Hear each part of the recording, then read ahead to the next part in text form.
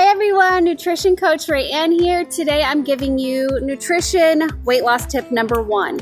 Track your food. No, this isn't something that I would have you do forever, but I do challenge you to do it for 1 week. This is what I have my clients do just because it's such an amazing tool, especially if you're trying to lose weight.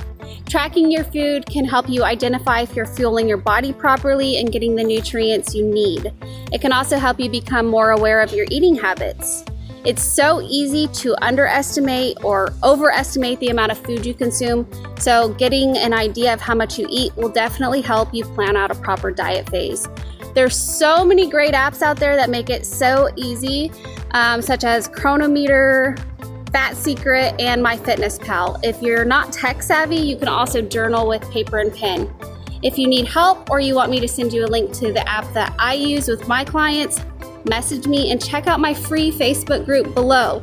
Remember, if you don't like it, change it. Peace.